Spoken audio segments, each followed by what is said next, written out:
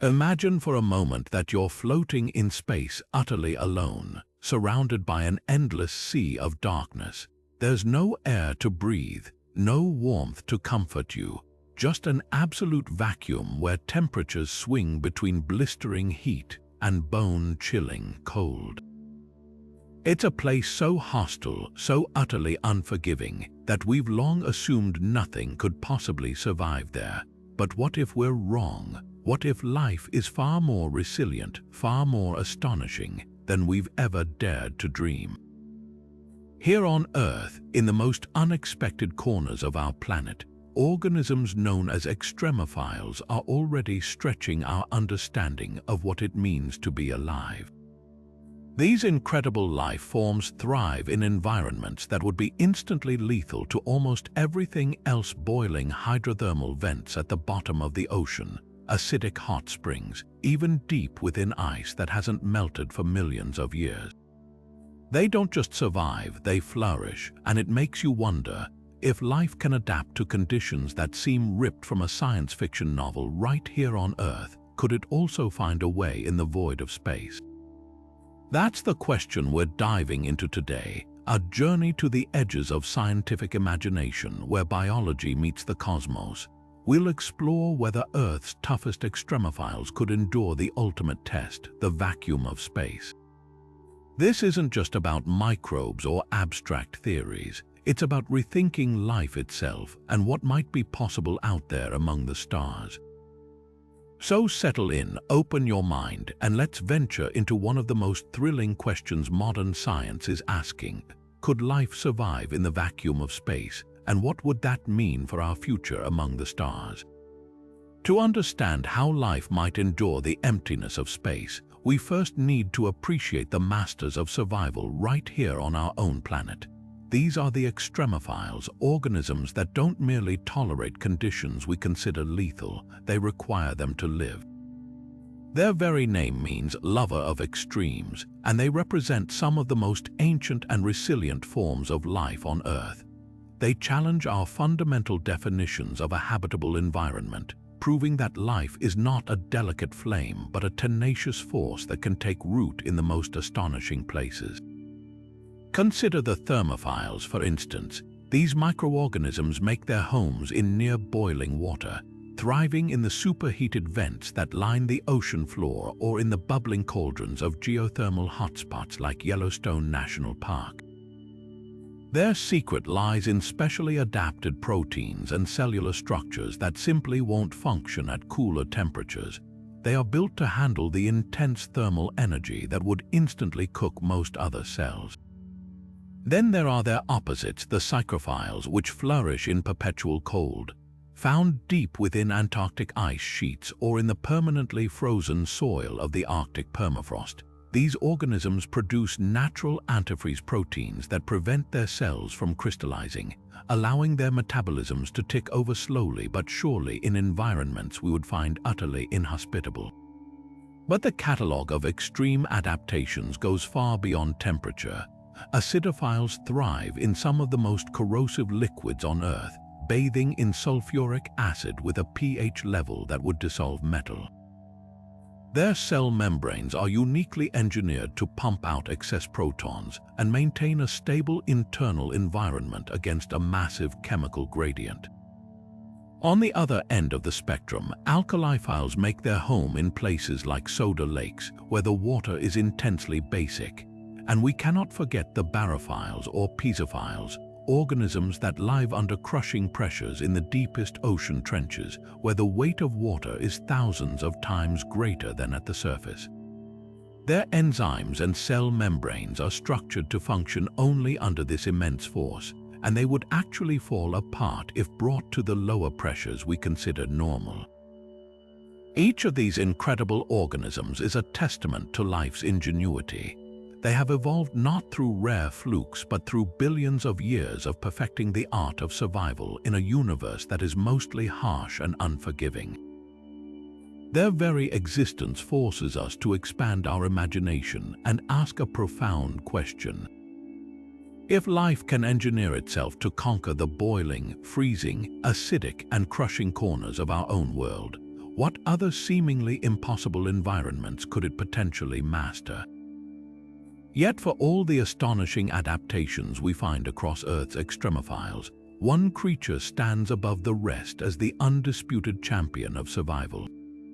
It's a microscopic animal you could easily miss in a drop of water, yet it possesses almost supernatural abilities to endure conditions that would obliterate nearly any other known form of life.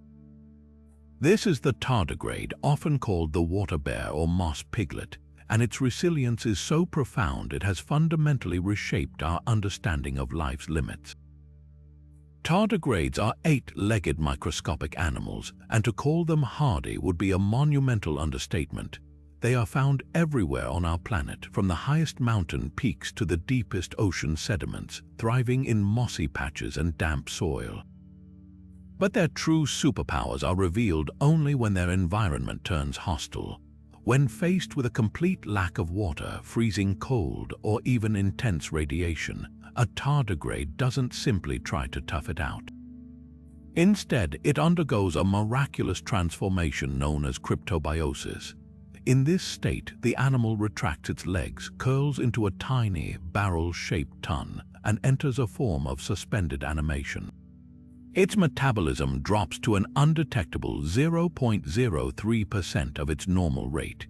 It replaces the water in its cells with a special sugar called trehalose, which forms a glass-like solid that prevents its cellular structures from tearing apart or collapsing. To all outside observers, the tardigrade appears completely and utterly dead, but it isn't. It is waiting. This ability allows tardigrades to withstand extremes that defy belief. Researchers have boiled them, frozen them to near absolute zero, and subjected them to pressures 6 times greater than those found in the deepest ocean trenches. They have even been exposed to ionizing radiation doses thousands of times higher than what would be fatal to a human.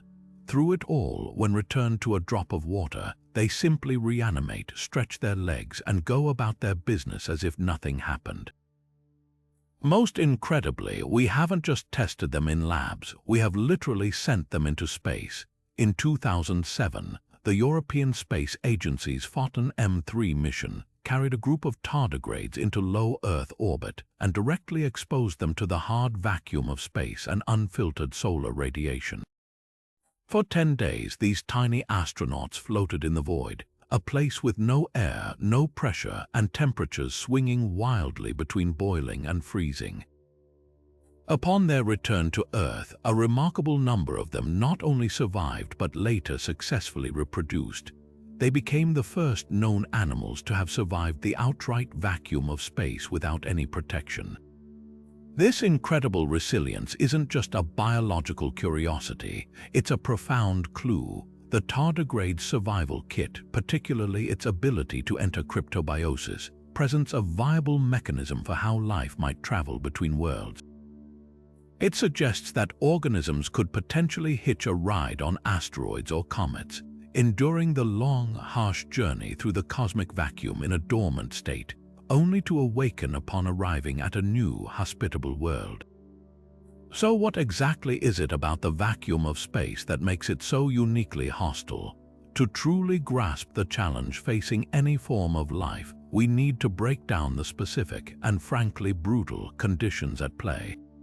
It's a combination of factors, each one deadly on its own, that together create an environment that seems utterly incompatible with life as we know it. First, and perhaps most fundamentally, is the complete lack of atmospheric pressure. Here on Earth, we are constantly under the gentle but firm push of our atmosphere, a blanket of air that exerts about 14.7 pounds of pressure on every square inch of our bodies. This pressure is essential for keeping liquids in a liquid state. In the vacuum of space, that pressure drops to virtually zero. For any organism containing water, this creates a catastrophic problem. Without pressure to hold them together, the fluids in your body would immediately begin to boil and vaporize at room temperature. Your blood, the saliva on your tongue, the moisture in your eyes, it would all start to fizz and turn to gas. For a complex creature, this is swiftly fatal. For a microbe, it means instant desiccation, a complete and violent drying out that would rupture cell walls and destroy essential structures. Then there are the temperature extremes, which are almost unimaginable. Space isn't just cold, it's a place of radical thermal swings governed solely by exposure to sunlight. An object floating in direct sunlight near Earth can be heated to 250 degrees Fahrenheit, hot enough to boil water. But move that same object into the shadow of a planet or moon, and its temperature can plummet to minus 250 degrees Fahrenheit, colder than the surface of Pluto. These aren't gradual changes. An astronaut on a spacewalk orbiting Earth experiences a full temperature swing of over 500 degrees every 45 minutes as they pass in and out of sunlight. Most earthly life has enzymes and cellular machinery that operate within a very narrow temperature window. Such extreme and rapid cycling would shred proteins and shatter cell membranes. Adding another layer of danger is the constant, invisible barrage of radiation. Our planet's magnetic field and thick atmosphere act as a magnificent shield, deflecting and absorbing the vast majority of this harmful energy. But in space, there is no such protection. Organisms are exposed to the full fury of the sun's ultraviolet radiation, which can damage DNA like a scorching fire. Even more dangerous are high-energy cosmic rays particles accelerated to nearly the speed of light, originating from distant supernovas and black holes. These particles can tear straight through cells, severing DNA strands and causing catastrophic mutations that would lead to cell death or cancer. It's a relentless, silent storm that would scramble the genetic instructions for life. Finally, we have the strange and disorienting reality of microgravity. While it might not seem as immediately lethal as boiling blood or radiation poisoning, the near-total absence of gravity disrupts fundamental biological processes. On Earth, gravity influences everything from how our cells divide and communicate to how nutrients are transported within an organism. In microgravity, the subtle cues that guide embryonic development are absent, fluid dynamics change completely, and the lack of sedimentation can prevent crucial cellular interactions from happening.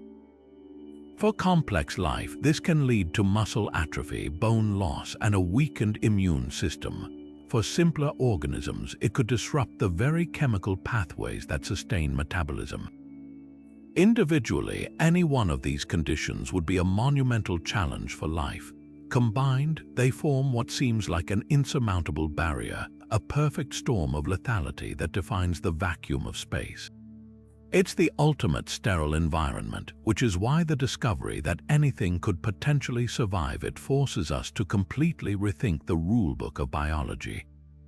And yet, against this seemingly impossible checklist of cosmic horrors, we have direct evidence that life can, in fact, endure.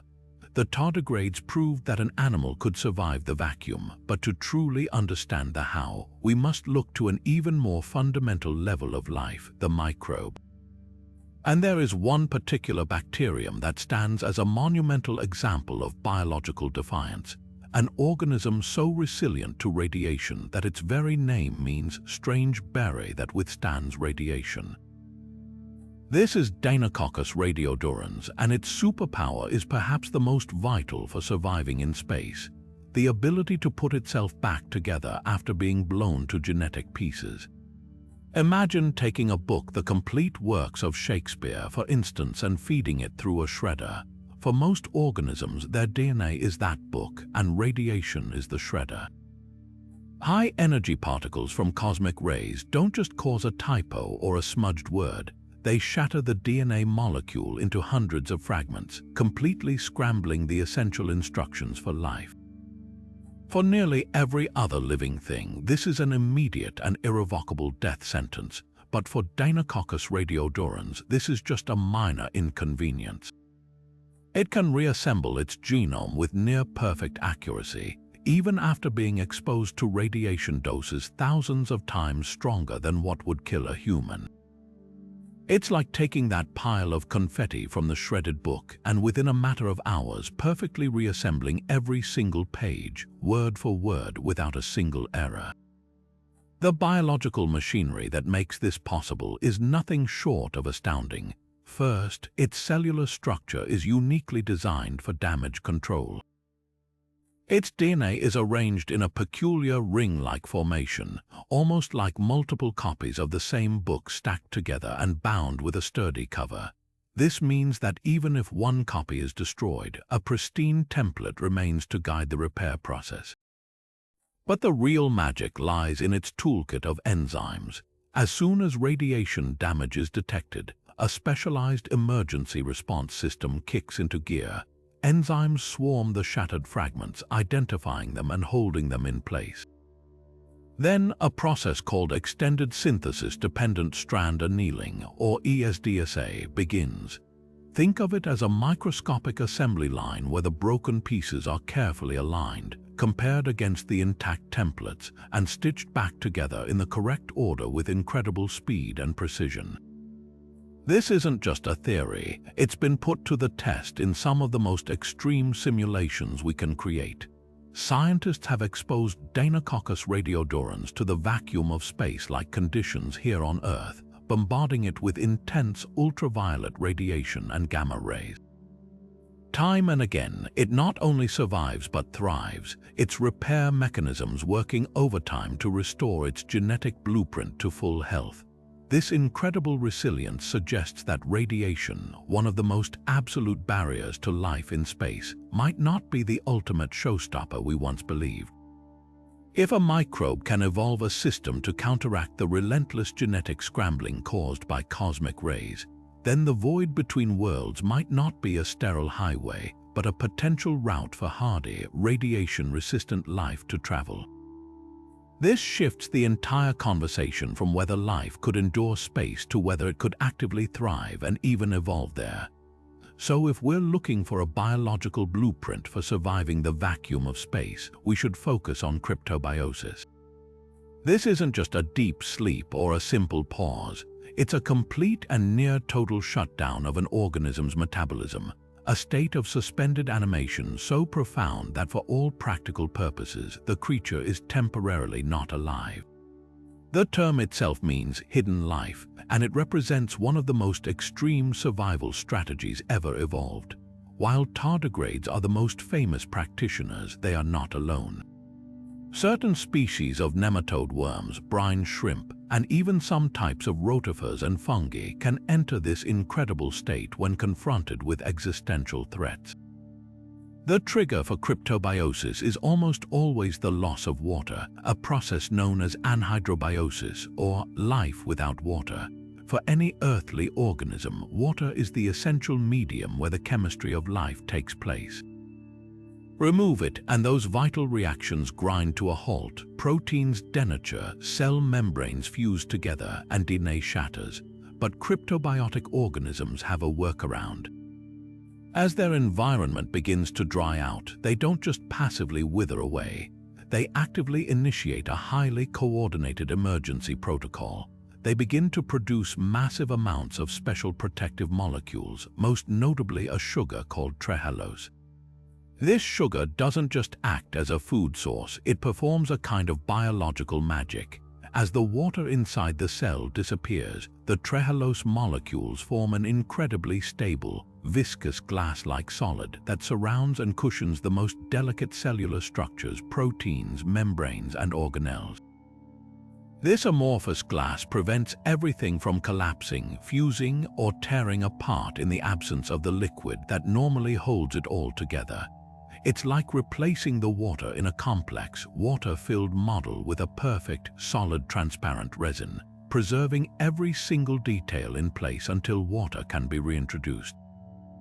At the same time, the organism's metabolism plummets to an undetectable trickle, estimated to be as low as 0.01% of its normal rate. It doesn't breathe, it doesn't eat, it doesn't excrete, its energy production ceases. From a biochemical perspective, it is in a state of indefinite stasis. In this form, the organism becomes incredibly resistant not just to desiccation, but to a whole host of other insults that would be fatal in its active state. The same glassy matrix that protects against drying also provides incredible structural integrity against both intense pressure and the violent expansion that would occur in a vacuum. It can withstand temperatures that would shatter normal cells, from the intense cold of liquid nitrogen to the searing heat of a boiling lab apparatus. This profound shutdown is the key to surviving the vacuum of space. The lack of pressure is irrelevant because there is no liquid water left to boil away. It has been replaced by a stable solid. The extreme temperatures are mitigated because without active metabolism, there are no delicate chemical processes to disrupt. The entire system is frozen in a biological amber, waiting. Even radiation damage, while still a threat, is less catastrophic to a system that isn't actively trying to grow, replicate, or function. The organism isn't fighting the environment. It has, in essence, opted out of it entirely, pausing its very existence until conditions improve. It's a strategy of ultimate patience, a bet that the future will eventually provide the one thing it needs to return: water. But knowing a creature can survive in theory is one thing, proving it in the brutal reality of orbit is another. This is where science moves from the laboratory to the cosmos itself, placing living organisms directly in the line of fire to see what happens. For decades, space agencies like the European Space Agency and NASA have been conducting meticulously designed experiments on the exterior of the International Space Station, turning it into a premier laboratory for astrobiology. These aren't just casual tests, they are long-term, controlled studies that expose Earth's hardiest life forms to the full suite of space's horrors for months or even years at a time. Some of the most revealing work has come from a series of missions known as Expose, developed by the European Space Agency. These suitcase-sized platforms were bolted to the outside of the ISS's Columbus module, becoming tiny, automated biological outposts in the void. They contained hundreds of sample cavities filled with a menagerie of Extremophiles bacteria, archaea, fungal spores, lichens, and even tardigrades and plant seeds. The genius of Expose was its design. It could expose these samples to the complete vacuum of space, the full spectrum of solar ultraviolet radiation, and the wild temperature fluctuations, all while a nearly identical set of samples was protected behind a special window that blocked only the most deadly short-wave UV radiation. This allowed scientists to isolate and understand the specific effects of each environmental factor. The results from these missions have been nothing short of revolutionary. We already discussed the tardigrade's success, but the microbes told an even more profound story. Certain organisms, particularly some types of lichen and cyanobacteria, didn't just survive their long-term space exposure in a dormant state. They actively continued to photosynthesize and function upon return to Earth. Imagine that, a complex community of organisms carrying out the fundamental process of life while glued to the outside of a spaceship, bathing in unfiltered sunlight and cosmic rays. This wasn't mere endurance, it was a demonstration of potential productivity in space. Perhaps the most startling findings came from the rocks. Experiments have included samples of sedimentary rock from cliffs in England and porous volcanic rock, inside which bacteria were nestled. After a year and a half on the exposed platform, scientists found that these endolithic, or inside rock, bacteria had survived at a much higher rate than their exposed counterparts. The rock itself acted as a natural spaceship, shielding the microbes from the worst effects of UV radiation. This single discovery has massive implications for a theory known as Panspermia, the idea that life could be transported between planets within meteorites. A rock blasted off the surface of Mars by an asteroid impact could potentially carry stowaway microbes within its protected interior, shielding them from both the shock of launch and the radiation of interstellar travel. If they can survive on the outside of the ISS, a journey inside a rock through the void of space seems startlingly plausible. NASA has contributed crucially to this field with its own investigations, often focusing on the unique microbial hitchhikers we ourselves bring to space, the microbiome of the astronauts and the station itself. Studies have shown that some common bacteria like Staphylococcus aureus and Bacillus cereus not only survive on surfaces inside the ISS but can actually become more resilient, forming thicker biofilms and showing increased resistance to antibiotics. While this is a concern for astronaut health, it also serves as an unintended experiment in how life adapts to the space environment. It demonstrates that even organisms not known as classic extremophiles can exhibit a remarkable capacity to toughen up when faced with the challenges of microgravity and increased radiation. Together, these experiments paint a picture that is far less bleak than we once imagined. The vacuum of space is not an impermeable barrier sterilizing everything it touches. Instead, it appears more like a harsh filter. It certainly kills the vast majority of life forms exposed to it, but it has a few loopholes, a few biological strategies like cryptobiosis or rock-deep hiding that can allow the toughest, most ingenious organisms to slip through. Each returning exposed tray and analyzed microbial sample has effectively widened those loopholes, forcing us to expand our definition of where life is possible and how it might travel. The data collected outside the ISS doesn't just tell us about survival. It provides the first hard evidence for a mechanism that could allow life to become a permanent feature of the cosmos, not just a prisoner of a single world. But perhaps the most startling demonstration of active life in the void comes from an organism you might find growing on a rock in your own backyard, lichen. These humble, often crusty-looking growths are not a single organism, but a masterpiece of symbiotic collaboration, a fungus and an algae or cyanobacteria living together as one. The fungus provides structure and protection, a miniature fortress, while its photosynthetic partner produces food from sunlight. This partnership is so robust that it has proven to be one of the most space-hardy complex systems we have ever tested. In the expose experiments on the International Space Station, species like the circular Xanthoria elegans, commonly found on mountain rocks, were subjected to a full 18 months of direct space exposure. The results were breathtaking. Upon their return to Earth, these lichens didn't just reactivate from a dormant state, they immediately resumed photosynthesis. Their cellular machinery, after a year and a half of vacuum, radiation, and extreme temperature swings, started converting sunlight into energy again as if they had never left. This is a monumental leap beyond mere survival. It's a demonstration of metabolic function in space. The lichen's resilience is a direct result of its unique symbiotic structure. The fungal partner's dense protective mycelium forms a natural radiation shield, absorbing and dissipating the energy of harmful ultraviolet and cosmic rays before they can reach the sensitive photosynthetic cells nestled within. Furthermore, many space-tested lichens are naturally poikilohydric, meaning they are experts at dealing with extreme dehydration and rehydration cycles.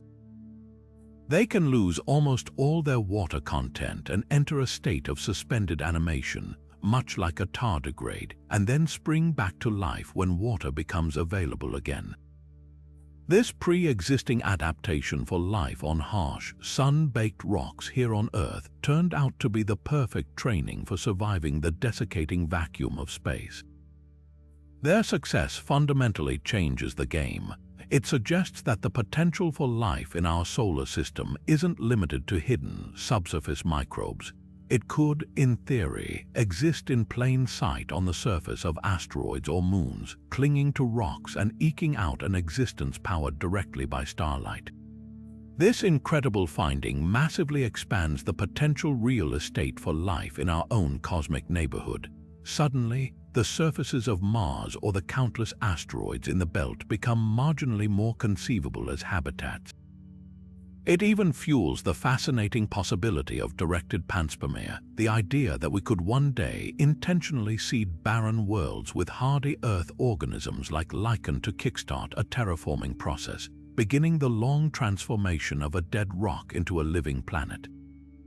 The lichen's victory in space is a powerful testament to the idea that life, once it begins, is not a passive passenger but an active, tenacious force, capable of exploiting even the most minuscule opportunities to persist and thrive.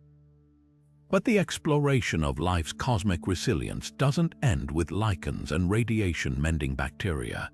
To find perhaps the most perfectly designed space travelers of all, we must look to a biological innovation so effective it has persisted for hundreds of millions of years, the bacterial spore.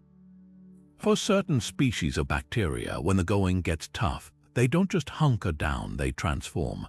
They undergo a remarkable process called sporulation, essentially packaging their entire genetic blueprint and essential machinery into a tiny, incredibly durable vault. This isn't a mere dormant state, it's a complete cellular reboot into a new form, engineered for one purpose only: to survive anything and everything until conditions are right for life to begin again. Consider Bacillus subtilis, a common soil bacterium that has become a superstar in astrobiology research. When this organism senses starvation, extreme heat, or chemical danger, it initiates a complex 8-hour genetic program. It replicates its DNA and then carefully walls it off inside a thick, protective core. Around this core, it builds a series of formidable protective layers. The innermost layer is a specialized membrane, but the real armor comes from the cortex, a thick mesh of a unique peptidoglycan that provides crucial resistance against damaging chemicals. The crowning glory is the coat, a multi-layered keratin-like protein shell that is highly resistant to mechanical abrasion, enzymatic attack, and most importantly, ultraviolet radiation. The original bacterial cell then disintegrates, releasing this newly forged endospore into the world, a microscopic time capsule waiting for its moment. The properties of this endospore are nothing short of science fiction. It is completely metabolically inert. There are no biological processes occurring inside, meaning it has no need for food, water, or air. Its internal water content is drastically reduced, making it immune to the dangers of freezing or boiling in a vacuum. That incredibly tough protein coat acts as a superb radiation shield, deflecting or absorbing harmful photons that would shred naked DNA. Scientists have subjected these spores to truly brutal tests, boiling them for hours, freezing them in liquid helium, blasting them with UV radiation doses that would sterilize a hospital operating room, and even firing them from high-velocity cannons to simulate the shock of a meteorite impact. Through it all, a significant percentage of the spores remain viable, patiently waiting for a drop of water and a speck of nutrients to germinate and return to active life. This incredible hardiness makes them prime candidates for a theory that moves beyond mere survival and into the realm of cosmic seeding, Panspermia. The idea is that an asteroid impact on a life-bearing world like early Earth or Mars could launch ejecta containing these hardy spores into space. Protected within the interior of a rocky meteorite, they would be shielded from the worst radiation during their long, dormant journey across the solar system. Eventually, after millions of years adrift, that meteorite could crash into another habitable world, like Mars or one of the icy moons. If the impact wasn't too violent, and if the spore found itself in a hospitable new environment, it could germinate, effectively seeding that new world with life from its planet of origin. It's a compelling and beautiful idea that life might not be confined to its planet of origin, but could instead hop across the solar system, using asteroids as its ferry ships and bacterial spores as its resilient passengers. The implications of this extend beyond natural processes and into our own spacefaring future. Every spacecraft we launch is meticulously, but not perfectly, cleaned. Despite our best efforts, hardy bacterial spores inevitably hitch a ride. This means that we are already, unintentionally, conducting a grand experiment in Panspermia, potentially seeding other worlds with terrestrial life. This raises profound ethical and planetary protection questions. If a Bacillus subtilis spore from Earth could survive on Mars, our robotic explorers might inadvertently contaminate the very environments we are searching for native Martian life, forever confusing the scientific record. The incredible resilience of the bacterial spore, a triumph of evolution, thus becomes a central character in two parallel stories, one of a potential natural mechanism for spreading life through the cosmos, and another, a cautionary tale about our own responsibility as we take our first tentative steps into the great beyond. This remarkable resilience we've been exploring: the tardigrade suspended animation, the bacterium's self-repair, the lichen's continued function forces us to confront a possibility that was once relegated to the fringes of science fiction. If life can survive the journey through space, then perhaps life on Earth did not even begin here. This is the core of the Panspermia hypothesis, a fascinating and provocative idea that suggests life could be a cosmic traveler, distributed throughout the universe by natural carriers like asteroids, comets, or even interstellar dust. The theory doesn't attempt to explain the ultimate origin of life itself, that first spark of animation from non-living chemistry. Instead, it proposes that once life arises anywhere, it could potentially spread, seeding countless worlds and turning the entire galaxy into a single, interconnected biological system. Think of it like dandelion seeds carried on the wind. A planet rich with life gets struck by a large asteroid. The impact is catastrophic, but it also blasts countless pieces of the planet's crust out into space.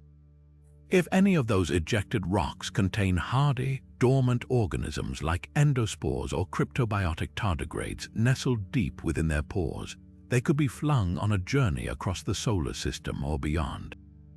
Protected within their rocky spacecraft, these microbial astronauts are shielded from radiation and the vacuum of space. After drifting for millions of years, their trajectory might intersect with another young, habitable world.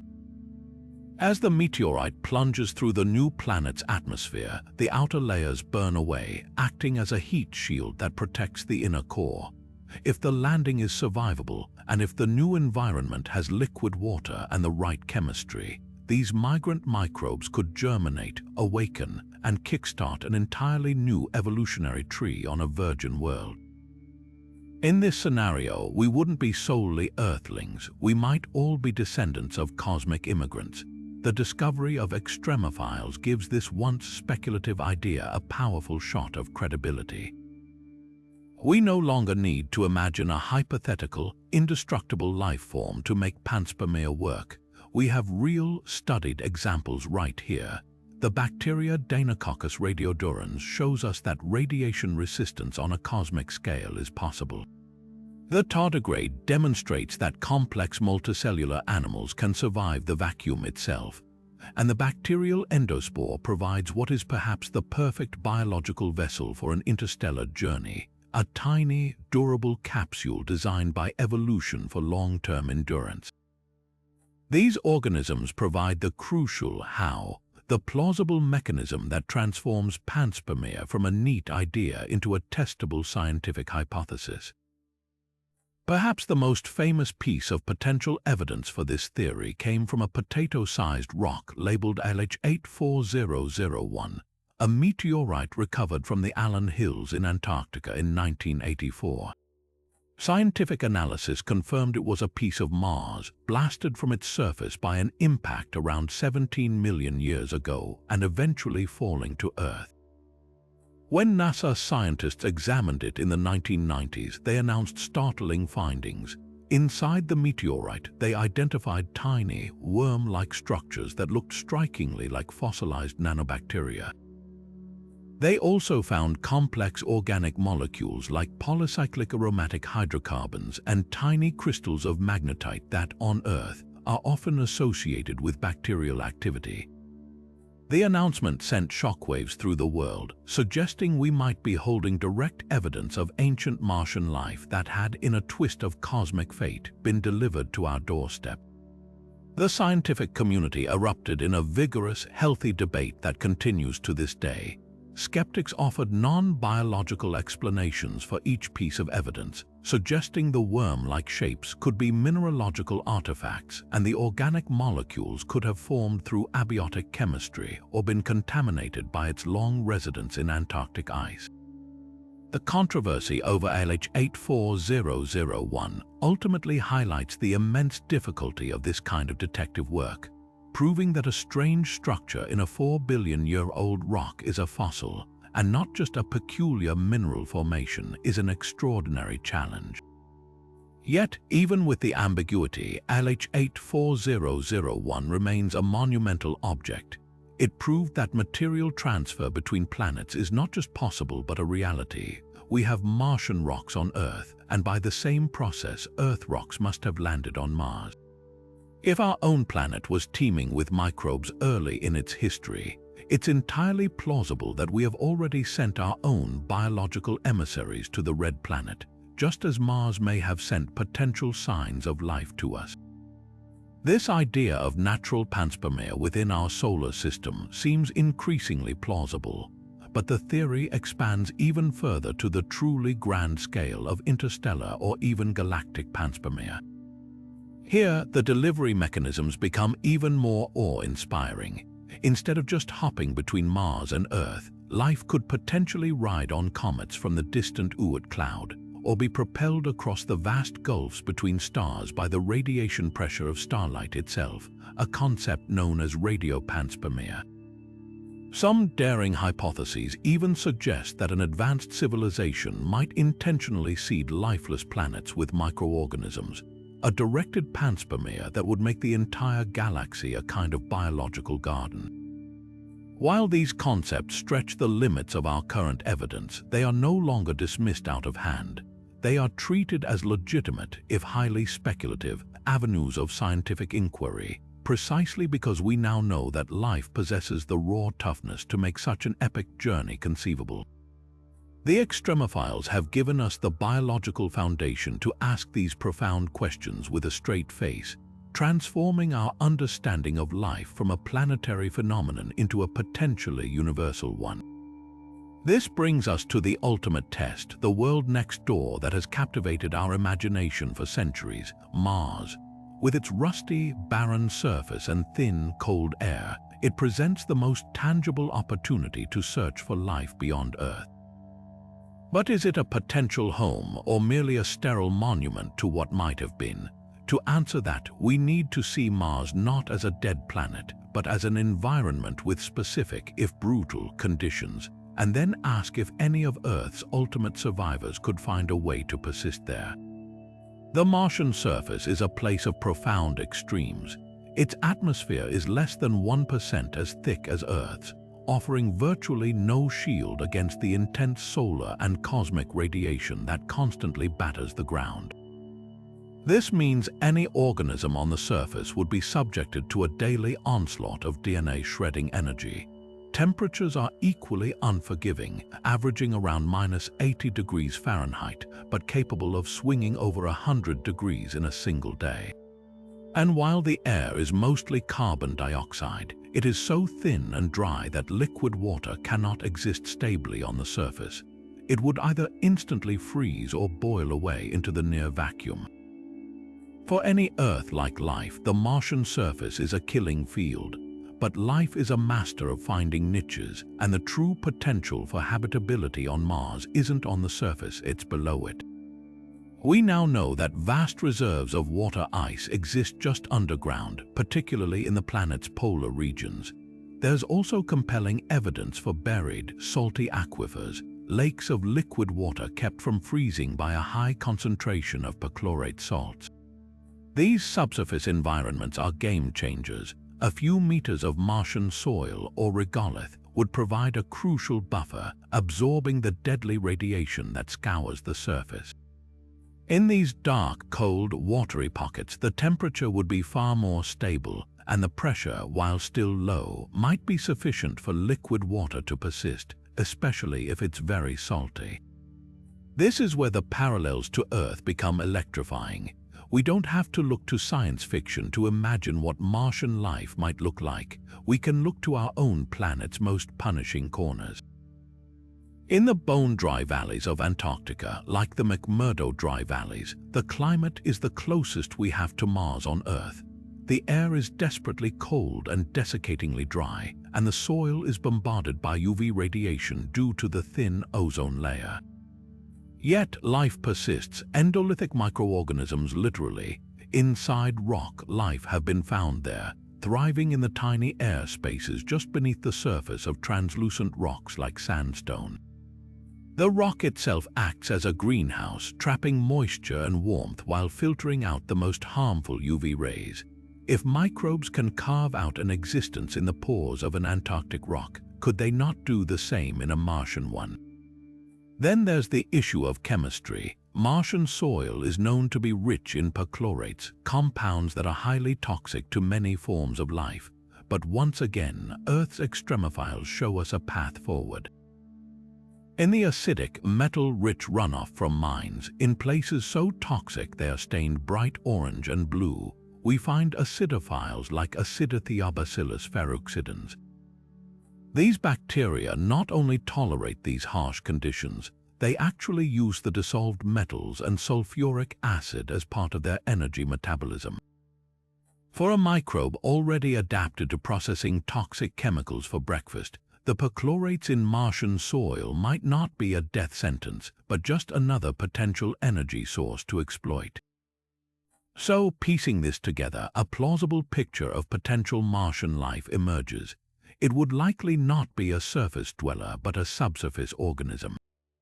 It could be an endolithic community, living millimeters within a rock for protection, perhaps a lichen-like symbiosis between a fungus and a radiation-resistant cyanobacterium.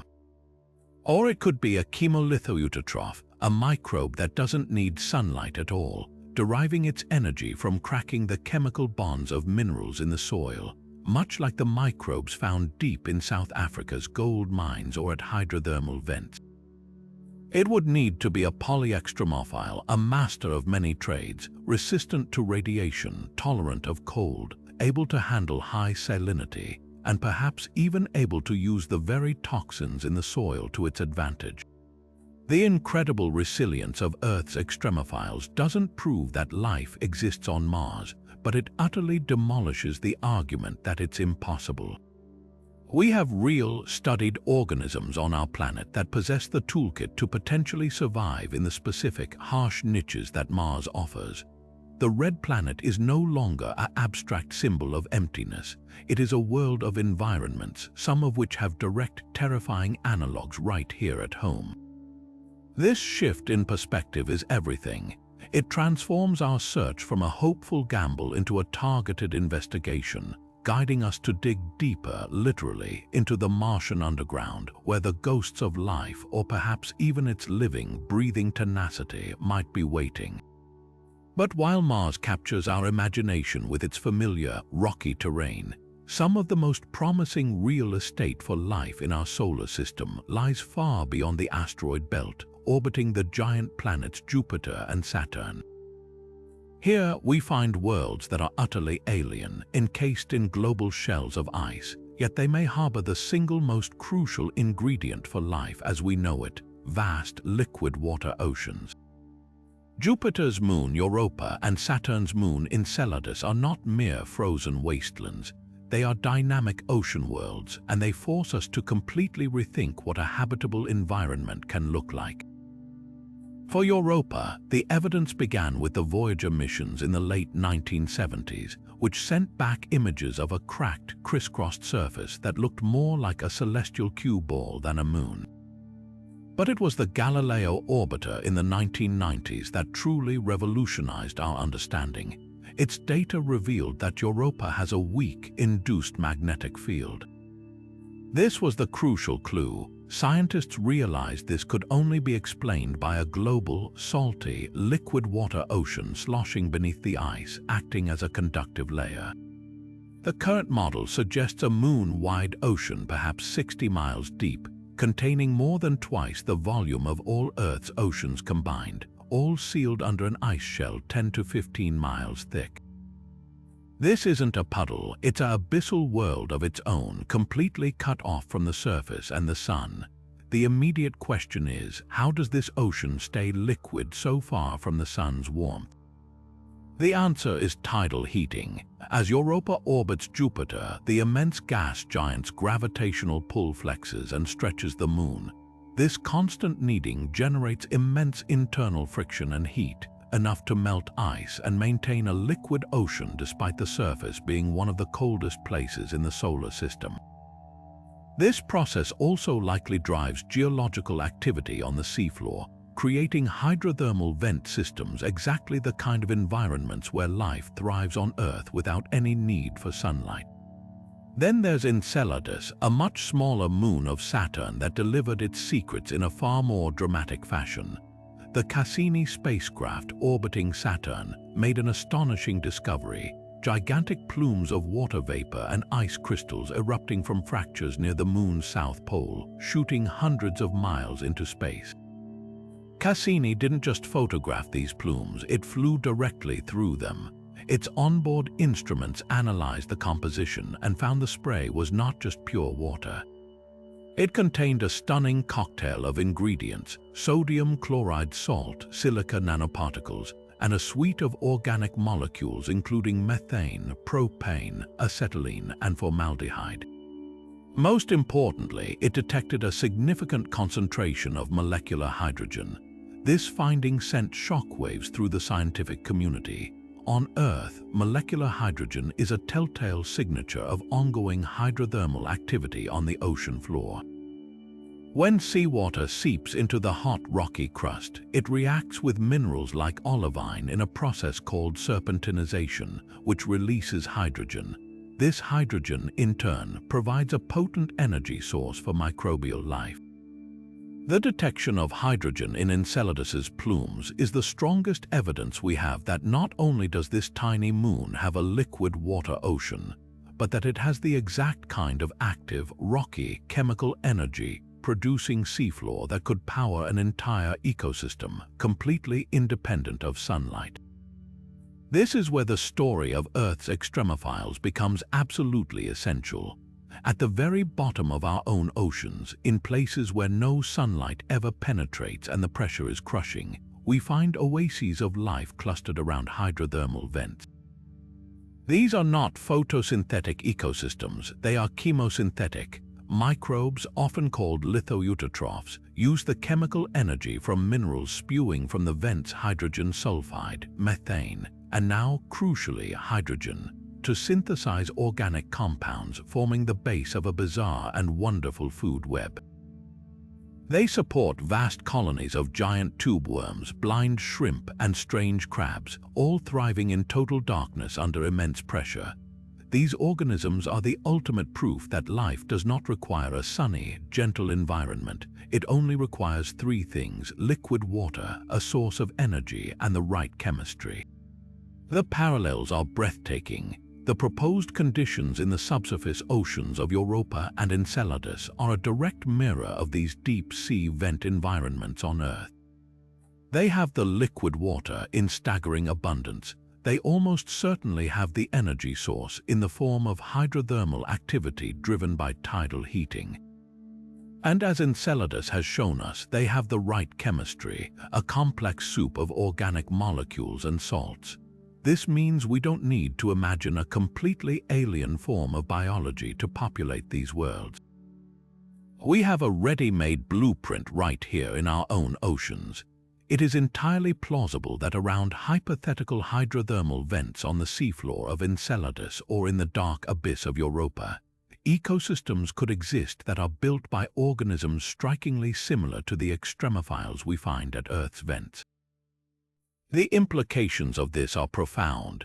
If life can arise independently in the sunless ocean of Enceladus, a moon smaller than many countries on Earth, then the process of abiogenesis, life emerging from non-life, might not be a rare, miraculous fluke. but a natural and common outcome of cosmic chemistry wherever the right conditions persist for long enough. These icy moons shift the search for life from a question of finding another Earth to a question of finding another ocean, dramatically increasing the number of potential habitats in our galaxy alone. We may not need to find a twin of our world, we might just need to find a moon with a warm, salty heart. Knowing that these environments could potentially harbor life is one thing, but proving it requires us to go there. We are no longer simply gazing at these distant moons through telescopes. We are building sophisticated robotic emissaries designed to answer these profound questions directly. The next decade will see an unprecedented fleet of missions destined for these icy ocean worlds, each equipped with instruments that read like a science fiction novel, all tasked with a single monumental goal: to find signs of life beyond Earth. Leading this charge is NASA Europa Clipper, a flagship mission scheduled to launch in October of this year. This isn't a lander, it's a dedicated orbital scout designed to perform nearly 50 close flybys of Europa from a highly elliptical orbit around Jupiter. This strategy allows it to minimize its exposure to the planet's intense radiation belts while repeatedly sweeping over different parts of the Moon, mapping its surface and subsurface in breathtaking detail. Its suite of 9 instruments is a marvel of scientific ingenuity, each chosen to probe a different piece of the puzzle. A powerful ice-penetrating radar will scan the icy shell to determine its thickness and hunt for those elusive subsurface lakes. A thermal imager will seek out recent eruptions of warmer water at the surface, pinpointing the most active regions. But the most exciting tools are those designed to analyze the Moon's composition directly.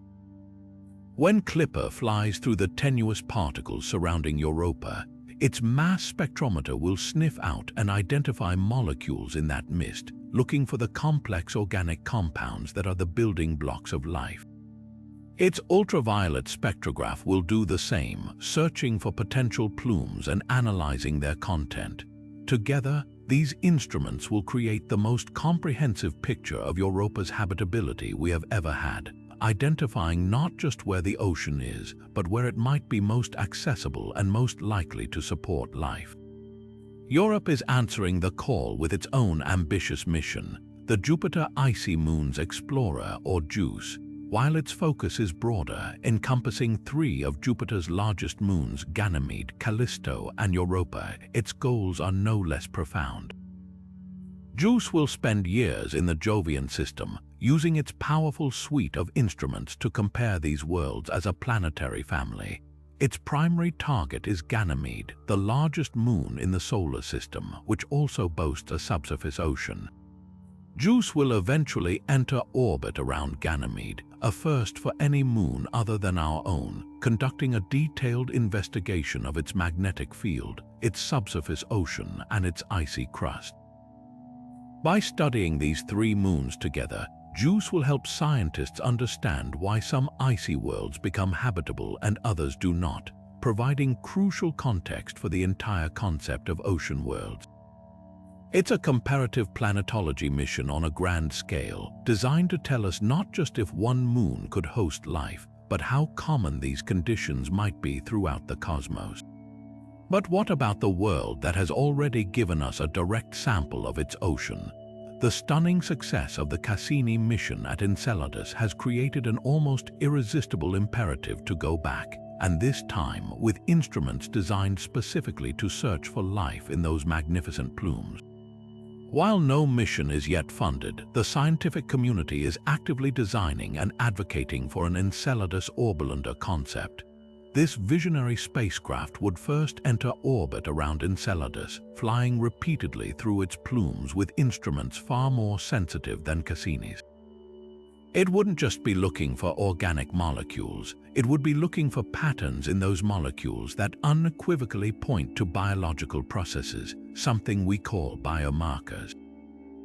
For instance, finding a certain ratio of amino acids that are left-handed, a configuration almost exclusively used by life on Earth, would be a powerful indicator. After its orbital survey, the lander portion would then descend to the surface near a plume vent, where it could collect freshly fallen ice particles and analyze them on the spot with a miniature, automated biochemistry lab.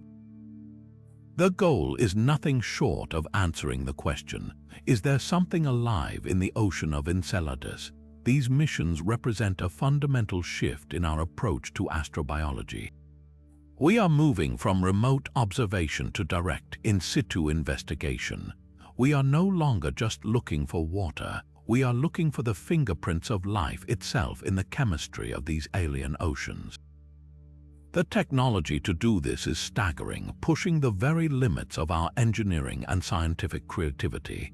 The data they will return won't be a simple yes or no. It will be a complex tapestry of information that scientists will spend decades unraveling, looking for that one telltale sign that we are not alone. It's a search driven by the incredible resilience of life on our own planet. A search that asks if the same biological ingenuity we see in Earth's extremophiles has found a way to take root in the dark, salty oceans of another world. But what if we don't just wait for evolution to provide us with the perfect space-faring organism? What if we decide to build one ourselves? This is no longer the realm of science fiction. It's the cutting edge of a field known as synthetic biology, where scientists are actively working to create what we might call artificial extremophiles, designer organisms engineered from the ground up to thrive in the brutal conditions of space. By taking the most resilient genes from Earth's toughest survivors and combining them into new biological systems, we are essentially writing a new genetic code for survival beyond our world. This endeavor begins with a process of profound biological prospecting. Researchers meticulously study the champions of endurance we've already discussed, the DNA repair kits of Deinococcus radiodurans, the protective sugar glass of tardigrades, the radiation-shielding pigments of certain lichens, and the indestructible spore formation of Bacillus subtilis. They identify the specific genes responsible for these superpowers, isolating them to understand how they work at a molecular level. The goal is to create a kind of biological toolkit, a library of genetic parts that can be mixed, matched, and inserted into other organisms to grant them new, extraordinary capabilities. Imagine taking the gene that allows a desert plant to retain water and splicing it into a bacterium, or giving a common lab yeast the same DNA repair enzymes that make Deinococcus radiodurans so radiation hardy. One of the most promising and ambitious projects in this arena is work being done with one of biology's simplest workhorses, the common intestinal bacterium E. coli. This microbe is already incredibly well understood, making it a perfect chassis for genetic modification. Scientists have successfully engineered strains of E. coli to become far more resistant to radiation by introducing genes from its hardy cousin, Deinococcus radiodurans. These transgenic microbes can then withstand radiation doses that would instantly kill their natural counterparts. Other experiments focus on enhancing resistance to other space hazards, like engineering cells to produce more antioxidants to counteract the oxidative stress caused by free radicals in space, or tweaking their membranes to be less prone to tearing in a vacuum. The applications for these synthetic extremophiles are as vast as they are revolutionary. The most immediate use is in creating advanced life support systems for long-duration space missions and future Martian bases. Instead of just carrying all our food and oxygen with us, we could bring along vats of specially engineered bacteria or algae. These microbes could be designed to do triple duty, efficiently recycling astronaut waste and carbon dioxide back into breathable oxygen and nutrients, producing bioplastics for on-the-spot manufacturing, and even synthesizing vital medicines tailored to individual crew members, all while being inherently resistant to the radiation and stress of the space environment. They would turn a spacecraft from a fragile, sealed tin can into a more resilient, self-sustaining ecosystem. Looking even further ahead, these technologies form the cornerstone of realistic terraforming plans. The dream of transforming Mars from a cold, dead desert into a warm, living world is a multi-step process that would take centuries, and biology would be the essential engine driving that change. The first settlers might not be humans, but hardy, engineered microbes sent ahead to begin the long work of planetary engineering. Cyanobacteria could be designed to withstand the Martian cold and low pressure while pumping out oxygen as a byproduct of photosynthesis. Other bacteria could be engineered to process the perchlorate-laced Martian soil, breaking down those toxic chemicals while releasing trapped gases into the nascent atmosphere. These synthetic organisms would act as the primary producers, the foundation of an ecosystem we design and initiate, slowly building a biosphere capable of supporting more complex life. This isn't about finding life on other worlds, it's about learning how to build it there ourselves, using the combined power of evolution's greatest hits and our own growing mastery of the code of life itself. This extraordinary power to engineer life for space, however, comes with a profound and parallel responsibility. As we stand on the verge of becoming an interplanetary species, we must confront a critical ethical dilemma woven directly into our narrative of cosmic exploration: the risk of contamination. For centuries, we've gazed at other worlds as pristine, sterile environments. But what if our very first act of visitation is to accidentally pollute them forever? This isn't a minor technicality, it's a fundamental question about our role in the cosmos. Are we explorers or are we invaders? The concepts here break down into two crucial directions, each with its own set of staggering implications. First, there is the risk of forward contamination. This is the concern that our spacecraft, no matter how meticulously cleaned, could carry hardy Earth microbes, either our natural extremophiles or our future synthetic ones, to another world. If those organisms were to find a habitable niche, they could not only survive but potentially thrive, spreading across the planet and irrevocably altering its environment. The consequences would be catastrophic for science. Imagine a future mission to Mars, drilling into the deep subsurface to collect a soil sample that could finally provide proof of native Martian life. Our most advanced instruments detect biological activity, and the world celebrates until further analysis reveals the DNA is not alien at all. It's a strain of Bacillus subtilis or a genetically modified E. coli that hitched a ride on a rover decades earlier and has been slowly reproducing in a damp crack in the rock ever since. We would have forever lost the opportunity to know if life arose independently on Mars, confusing the scientific record for all of eternity. We would have, in effect, graffiti-ed over the most important natural history museum exhibit in the universe before we even had a chance to study it. This leads to the equally complex, and some would argue more terrifying, concept of backward contamination. This is the scenario where a sample return mission, or even a returning astronaut, inadvertently brings an extraterrestrial organism back to Earth. The fear isn't little green men, it's microscopic green men. An alien microbe evolved in a completely different biochemical context could potentially act as a pathogen for which Earth's life has no natural defense. While the likelihood is considered low, an organism adapted to Martian conditions would likely find our warm, oxygen-rich biosphere utterly toxic. The potential consequence is so severe that it cannot be dismissed.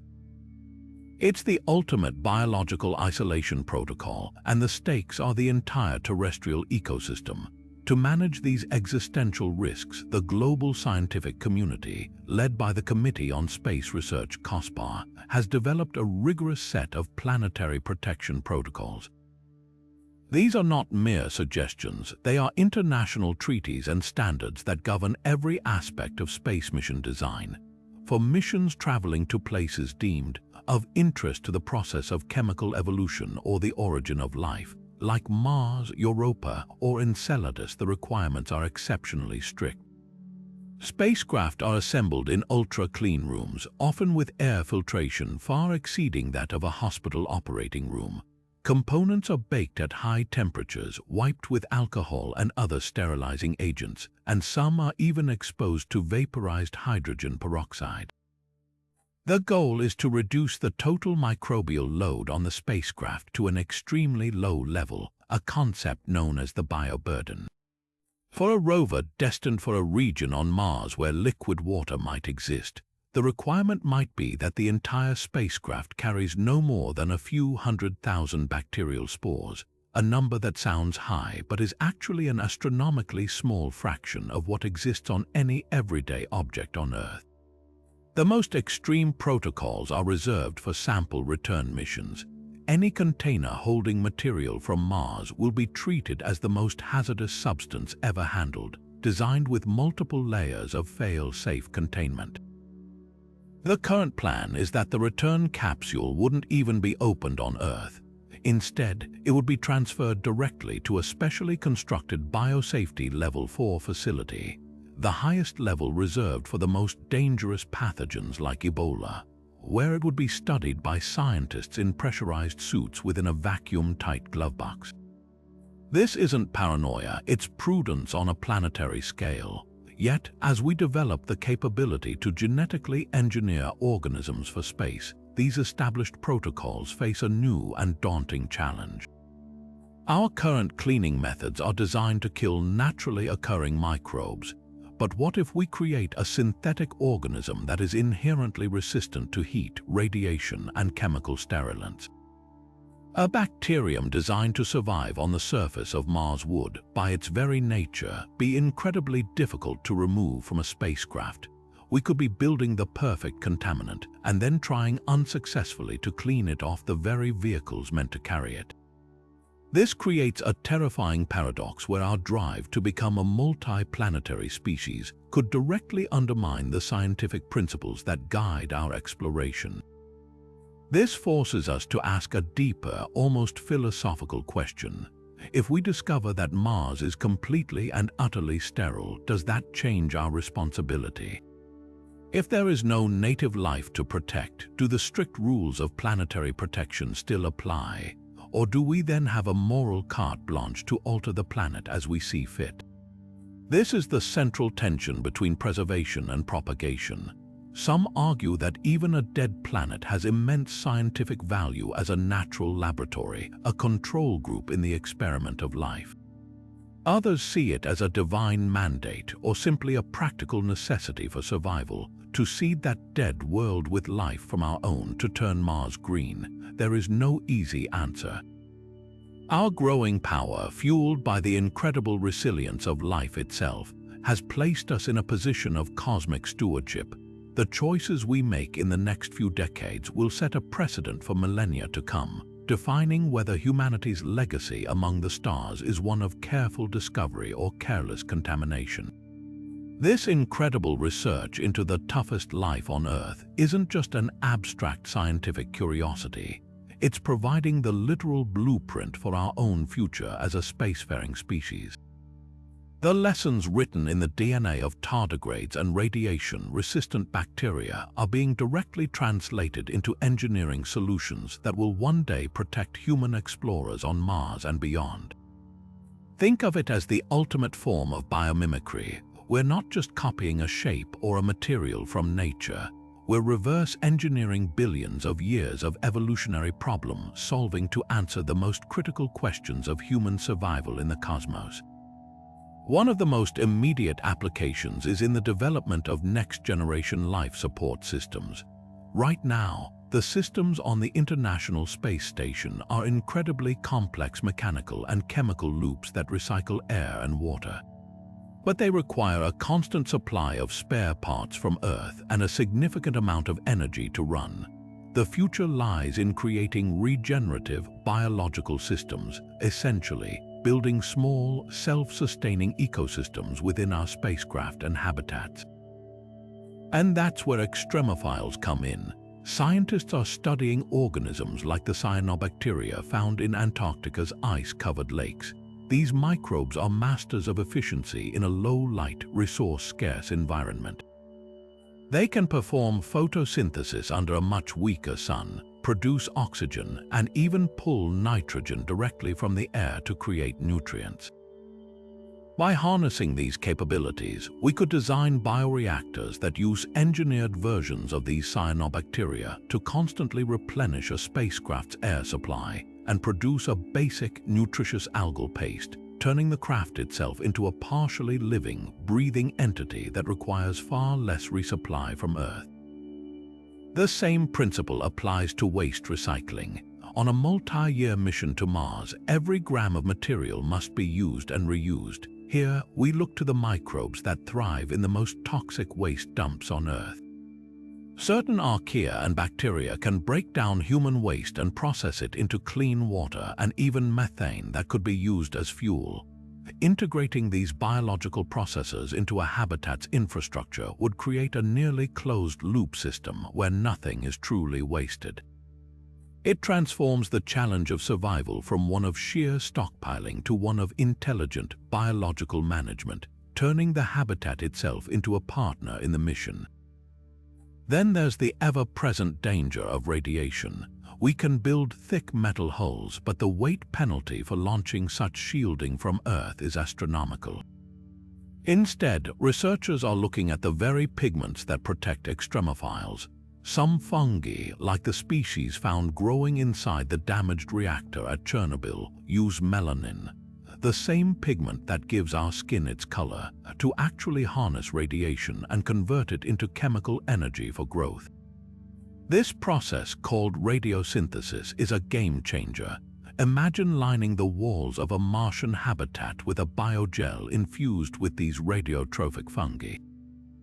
Rather than just passively blocking radiation, this living layer would actively feed on it, simultaneously protecting the crew and growing a layer of organic shielding that could even be harvested for other uses.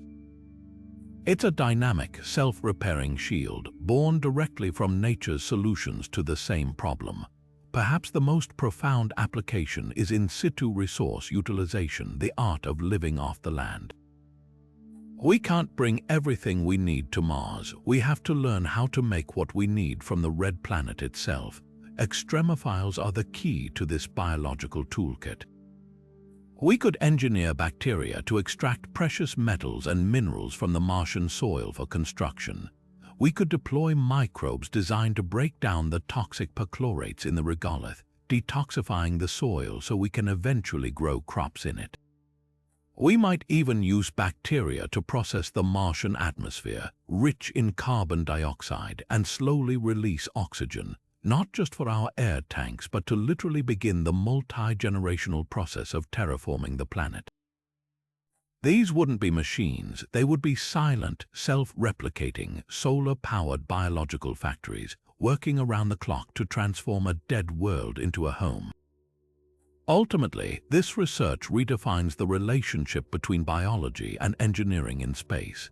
It moves us away from the idea of a sterile, mechanical spaceship that must be entirely sealed off from a hostile universe. Instead, it points toward a future where our technology is integrated with and enhanced by biology. Our habitats could be grown as much as they are built, using fungal mycelium as a strong, lightweight building material. Our spacesuits could be lined with synthetic versions of tardigrade proteins to prevent cellular damage from radiation. Our very bodies might one day be enhanced with genetic tweaks inspired by these organisms, granting future Martians a natural resilience to their new environment. By learning from life that has already conquered every extreme Earth has to offer, we are not just planning a visit to space, we are learning how to truly live there. These incredible scientific discoveries haven't just stayed within the labs and academic papers. They've captured the public's imagination and exploded into our popular culture, shaping how we all envision the possibilities of alien life and our own future in space. For decades, writers and filmmakers have used the concept of extremophiles, sometimes with surprising accuracy and other times with wild creative liberty, to tell stories that thrill, terrify, and inspire us. One of the most common and compelling tropes is the idea of life not just surviving but thriving in environments we once thought were barren. The classic film The Andromeda Strain, based on Michael Crichton's novel, is a fantastic early example. It centers on a deadly extraterrestrial microorganism that arrives on Earth via a crashed satellite. While the pathogen itself is fictional, the core concept, a life form that can exist in the vacuum of space and poses a biological threat, directly mirrors our very real concerns about backward contamination and the resilience of microbial life. The scientists in the film treat the organism with the same level of extreme caution and sterile protocol that our real-world planetary protection officers would use, creating a narrative that feels grounded in genuine scientific anxiety. Science fiction often takes this a step further, imagining complex alien ecosystems in the most extreme places. The iconic franchise Star Trek has frequently explored this idea, most memorably in episodes like The Devil in the Dark, which features the Horta, a silicon-based life form that tunnels through solid rock and is harmed by oxygen. This was a brilliant, though fictional, extrapolation of the real-world concept of lithoeutrophs, microbes that gain energy from inorganic minerals. While we haven't found a giant rock-eating mother protecting her eggs, the idea that life could have a completely different biochemical foundation from our own is a central pillar of astrobiology. A more recent and visually stunning example is the film Europa Report, which meticulously portrays a manned mission to Jupiter's moon. The climax of the film reveals a complex, bioluminescent creature living in the dark ocean beneath the ice, a direct nod to the very real scientific speculation about life around hydrothermal vents on Europa and Enceladus. The film's dedication to a realistic, hard sci-fi approach helped bring a compelling scientific theory to life for a mainstream audience. However, popular culture often takes dramatic shortcuts for the sake of storytelling. A common inaccuracy is the pace of adaptation. While a real extremophile like a tardigrade might take hours to enter cryptobiosis, a movie monster might mutate or adapt to a new environment in seconds. Films like Life or the Alien franchise present extraterrestrial organisms as hyper-aggressive, rapidly growing predators, which plays on our fears but strays far from the slow, patient, and mostly microbial reality of extremophile life. These portrayals are more about creating a thrilling antagonist than educating the public on the nuances of astrobiology. They can sometimes create a misconception that alien life is inherently malicious, a far cry from the more likely reality of dormant microbes or simple, filter-feeding organisms. Yet, even these exaggerated versions serve a purpose by getting people asking the right questions. What could be out there, and how would we handle first contact? The influence of these stories extends beyond entertainment. They actively shape public perception and even inspire future scientists. The image of a brave astronaut discovering a strange new life form has motivated countless young people to pursue careers in astronomy, biology, and engineering. These narratives make the sometimes abstract science of astrobiology tangible and exciting. They provide a shared cultural language for discussing big ideas like panspermia or terraforming, allowing complex theories to be explored in an accessible and emotionally engaging way. When we watch a show like The Expanse depict the arduous process of settling the solar system, complete with discussions of air quality, water recycling, and the psychological toll of isolation, it grounds the future of human spaceflight in a relatable reality. It shows us not just the wonder, but also the immense hard work and ethical dilemmas that await us among the stars, preparing the public for the real challenges and triumphs that may lie ahead in our own cosmic journey. Looking ahead, the next decade promises to push our understanding of life's cosmic boundaries even further, with a new wave of experiments designed to simulate conditions we've only been able to imagine. Laboratories around the world are constructing advanced chambers that can recreate the exotic atmospheres of distant exoplanets, subjecting Earth's hardiest organisms to environments unlike anything found in our own solar system.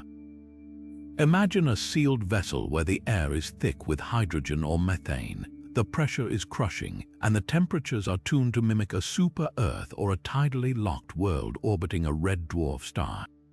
Scientists aren't just trying to see if life can endure these conditions.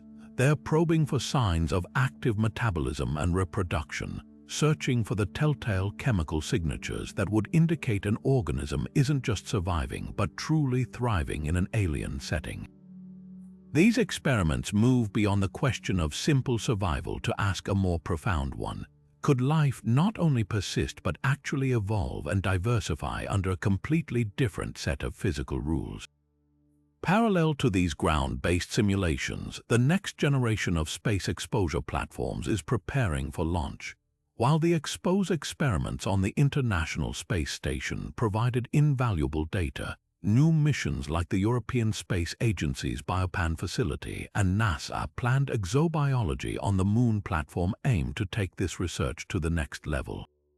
These platforms will be deployed on commercial lunar landers and satellites, offering longer exposure times and testing a wider array of biological samples against the combined assault of vacuum, radiation, and microgravity. One particularly exciting project involves sending samples of synthetic extremophiles, those genetically engineered bacteria we discussed, to see if our bio-enhanced creations can outperform their natural counterparts. The goal is to build a comprehensive database of biological resilience, essentially creating a cosmic tolerance chart that tells us exactly which organisms or which biological traits are mandatory for survival on which types of worlds. Perhaps the most ambitious frontier of this research lies in the direct search for life within our solar system. The Europa Clipper and JUICE missions will provide a wealth of remote data, but scientists are already designing the follow-up, landers and underwater drones. Concepts for a Europa lander include a sophisticated drill powered by a small nuclear reactor designed to melt through miles of ice to finally reach the liquid ocean below. Once there, it would deploy an autonomous underwater vehicle, a kind of interstellar submarine, to navigate the alien sea, its sensors sniffing for chemical imbalances in the water that could only be explained by biological activity. On Mars, the focus is shifting from the surface to the subsurface, with mission concepts proposing drills that can reach deep aquifers to directly sample the liquid water we know exists. The hope is to find not just fossils or chemical hints, but a living, thriving ecosystem of microbes that could represent a second, independent genesis of life right next door. This relentless push to explore is driven by a fundamental shift in perspective. We are no longer simply looking for places that resemble the ancient Earth. We are learning to recognize the potential for life in forms and functions we are only beginning to understand. The coming decades of research will likely reveal that life's limits are far, far broader than we ever suspected, showing us that the universe is not a sterile void, but a canvas of potential, waiting for the tenacious brushstrokes of biology to make its mark. And this incredible resilience, this biological ingenuity we're discovering in the cosmos, has a profound and immediate application right here at home. The same adaptations that could allow a microbe to survive on Mars are already teaching us how to cope with our own planet's rapidly changing climate. The study of extremophiles is becoming an unexpected but vital tool in our fight to preserve and adapt our ecosystems, offering a living library of solutions to some of our most pressing environmental challenges. Consider the challenge of agriculture on a warming planet. As droughts become more frequent and severe, and as soil salinity increases in coastal areas due to rising sea levels, our traditional crops are struggling. But in the world's most arid deserts and saltiest marshes, extremophiles have been thriving for millennia. Scientists are now looking to these organisms for genetic clues. For instance, certain succulent plants and desert mosses produce high concentrations of those same protective sugars like trehalose that tardigrades use to survive desiccation. By identifying and introducing the genes responsible for producing these sugars into staple crops like wheat or rice, We can develop new varieties that can withstand longer periods without water, a process known as bioengineering for drought tolerance. Similarly, researchers are studying halophytes, plants that flourish in saline conditions that would kill ordinary crops, to understand their unique root systems and cellular mechanisms for excluding or secreting salt. The goal isn't to turn our farms into salt flats, but to develop crops that can handle the increasingly salty soils caused by irrigation and sea level intrusion, potentially securing food sources for millions in vulnerable regions. Beyond individual crops, extremophiles offer a masterclass in ecosystem resilience. A hydrothermal vent or acidic hot spring is a complete, functioning ecosystem built on a foundation of extremophiles. These communities show us how life can not only survive but can also create stability and order in the face of constant, intense stress. By studying how energy and nutrients flow through these high-stress systems, ecologists can gain insights into how more familiar ecosystems, like coral reefs or rainforests, might respond to and potentially recover from the extreme shocks of climate change. It's a form of natural foresight. These extreme environments act as living laboratories, showing us the outer limits of adaptability and the warning signs of total collapse. Understanding how a microbial mat in a boiling spring maintains its balance can provide crucial clues for how to help a drought-stricken forest or a bleached coral reef find a new equilibrium. The lessons even extend to the very air we breathe. With atmospheric carbon dioxide levels climbing, researchers are looking to extremophiles for innovative carbon capture solutions. Certain types of cyanobacteria found in alkaline lakes are incredibly efficient at absorbing CO2 and converting it into biomass, even under high temperatures and intense sunlight conditions that are becoming more common. Scientists are now exploring how to harness these natural carbon scrubbing abilities, potentially using them to develop next-generation bioreactors that could be attached to power plants or even deployed in the ocean. These wouldn't be mechanical machines, but living, breathing systems that use the power of biology itself to pull greenhouse gases from the atmosphere, a direct application of an ancient survival strategy to a modern human problem. This connection turns the story of astrobiology inward, creating a powerful feedback loop. The search for life on other worlds forces us to deeply understand life at its most resilient on our own planet. And in doing so, we uncover a treasure trove of biological strategies that can help us heal our world and safeguard our future. The same genetic toolkit that might one day allow a bacterium to process toxic Martian soil could be used to clean up industrial waste sites on Earth. The same principles that allow an ecosystem to thrive in the crushing darkness of the deep sea could inform how we design sustainable cities to withstand the pressures of a growing population. The extremophiles show us that life is not a passive victim of its environment. It is an active participant, constantly engineering solutions and carving out niches against all odds. By learning their language, we are not just preparing to explore the universe. We are gathering the essential wisdom we need to nurture and protect our own precious and only home. But for all their resilience, these extremophiles possess a set of tricks so advanced, so deeply woven into the fabric of their cells, that they seem to border on the impossible. How can a bacterium reassemble its shredded genome with such flawless precision? How can a plant in a dim Antarctic lake perform photosynthesis with near-perfect efficiency?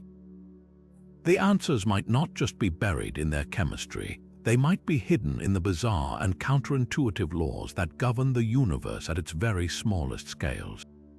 To understand this next layer of their superpowers, we must venture into one of the most exciting and speculative frontiers of modern science, the field of quantum biology. Quantum biology asks a revolutionary question: do the strange phenomena of quantum mechanics, things like superposition, entanglement, and tunneling, play a functional role inside living cells?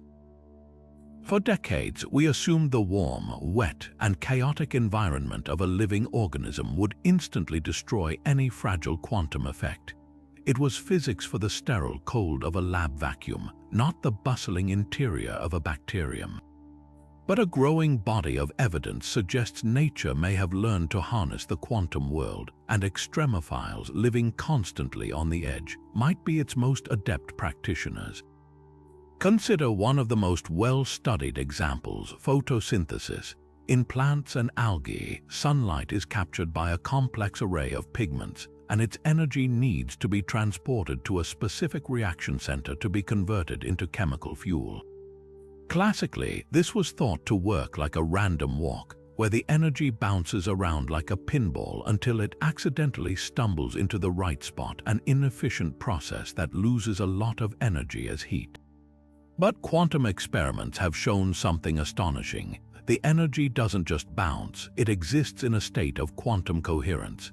It can effectively explore multiple pathways to the reaction center at the same time, instantly finding the most efficient route with almost 100% efficiency. It's as if the energy is given a map of the entire system the moment it arrives, allowing it to take the perfect zero-waste path. For an extremophile living on a dimly lit ocean floor or under Antarctic ice, where every single photon of light is precious, this quantum-assisted efficiency could be the difference between life and death. This concept of quantum coherence might also be the secret behind the incredible radiation resistance of a bacterium like Deinococcus radiodurans. Remember, its primary challenge is to take hundreds of shattered DNA fragments and put them back together in the correct order. How does a repair enzyme know which piece goes where? The classical view is that it uses an intact copy as a template, but that process would be slow and prone to error when dealing with such catastrophic damage. A tantalizing theory proposes that quantum entanglement could be involved. Entanglement is that spooky connection where two particles remain linked, and affecting one instantly affects the other, no matter the distance. What if the fragments of DNA, even after being blasted apart, somehow remain quantum entangled with their original positions on the genome? This would provide a perfect, instantaneous guide for the repair enzymes, telling them exactly where each piece belongs in the grand puzzle, enabling the breathtaking speed and accuracy of the reassembly process. While this is still a theoretical model, it offers a plausible mechanism for a feat that otherwise borders on the miraculous. Another quantum phenomenon, called quantum tunneling, could be crucial for survival in freezing temperatures. In enzymes, the protein machines that catalyze all the reactions of life, a key step often involves moving a single subatomic particle, like a proton or an electron, from one place to another. At frigid temperatures, these particles wouldn't have enough classical energy to make the jump, and metabolism would grind to a halt. But quantum tunneling allows a particle to effectively teleport through an energy barrier rather than having to go over it. This means essential metabolic reactions could continue at a functional rate even in the deep cold of permafrost or on an icy moon, because the chemistry isn't relying on classical heat energy, but on the probabilistic magic of the quantum world. For a psychrophile, this isn't a neat trick, it's a fundamental necessity for keeping its biological machinery running. The field is still in its infancy, and proving these effects definitively inside a living, vibrating cell is one of biology's greatest technical challenges. But the implications are universe-altering. If quantum effects are indeed a standard tool in life's toolkit, it profoundly changes our understanding of where and how life can exist. It suggests that the operating system of life is even more deeply integrated into the fundamental laws of physics than we ever imagined. For extremophiles, it provides a potential blueprint for not just enduring extreme environments, but for actively exploiting the quantum quirks of those environments to their advantage. It means that the ultimate survival strategy might not be written solely in DNA, but in the very quantum fabric of spacetime itself, a discovery that would forever blur the line between biology and physics. But our solar system is just one small neighborhood in a vast cosmic city. To truly grasp the potential universality of life, we must cast our gaze much further into the deep black of interstellar space and toward the countless exoplanets now being discovered around other stars. This is the ultimate frontier for extremophile survival, a realm of almost incomprehensible scale and conditions that make the vacuum near Earth seem almost hospitable. The interstellar medium, the space between stars, is the true void. Here, the particle density drops to almost nothing, a single atom per cubic centimeter compared to the billions upon billions in the air we breathe. The cold is absolute, just a few degrees above the profound stillness of absolute zero. And yet, even here, we find the building blocks of life. Radio telescopes have identified a rich and complex chemistry occurring on the surfaces of dust grains in these vast molecular clouds, forming amino acids, sugars, and even components of DNA. This tells us that the raw ingredients for life are not unique to planets. They are a fundamental part of the galaxy's fabric. For a creature in cryptobiosis, like a tardigrade ton or a bacterial spore, this deep freeze might not be a death sentence but a perfect preservation chamber. Shielded within the heart of a comet or a speck of interstellar dust, a dormant organism could theoretically survive for millions, even billions of years, riding the gravitational currents of the galaxy. Its journey would be one of immense patience, a biological time capsule adrift between the stars, until perhaps a chance encounter with a newborn planetary system gives it a chance to awaken. When we look for potential homes for such life, our search is now guided by incredible instruments like the James Webb Space Telescope, which is fundamentally changing the game. Webb isn't just finding new exoplanets, it's reading their atmospheres. By analyzing the starlight that filters through a distant world's air, scientists can detect the chemical fingerprints of gases like water vapor, methane, carbon dioxide, and even oxygen. This allows us to move beyond the simple concept of the habitable zone, the distance from a star where liquid water could exist on a planet's surface, and into the much richer concept of the biohabitable zone. This is the idea that a planet's true potential for life depends on a delicate interplay of its atmosphere, geology, and stellar activity. And the data from Webb is already revealing a staggering diversity of worlds that would have been pure fantasy just a decade ago. We're finding Hycean worlds, planets larger than Earth but entirely covered in deep, global oceans with hydrogen-rich atmospheres. For a psychrophilic or barophilic microbe from Earth's abyssal plains, such a world might be a paradise. We're discovering tidally locked planets where one side is in perpetual, scorching daylight and the other in eternal, frozen night. But between these two extremes, in the thin ribbon of twilight, there could exist a temperate zone where conditions are just right for life, sustained by powerful atmospheric currents redistributing heat. Perhaps most intriguing are the worlds orbiting red dwarf stars, which are the most common stars in our galaxy. These stars are smaller and cooler than our Sun, which means their habitable zones are much closer in. But this proximity comes with a deadly cost. Red dwarfs are notoriously volatile, frequently erupting with massive flares of ultraviolet and X-ray radiation that would sterilize the surface of any nearby planet. For a long time, this made them seem like poor candidates for hosting life. But once again, the lessons of Earth's extremophiles force us to reconsider. Life on such a world would almost certainly not exist on the surface. It would have to be subterranean, hidden deep within rock or ice, much like the endolithic communities in Antarctica or the proposed ecosystems in the subsurface oceans of Europa. A planet orbiting a red dwarf might be lifeless on its irradiated surface, while teeming with organisms just a few meters below, protected by a layer of soil and rock. The James Webb Space Telescope, by searching for signs of geological activity or specific atmospheric gases that shouldn't persist without a replenishing source, might one day give us indirect evidence of such a hidden biosphere.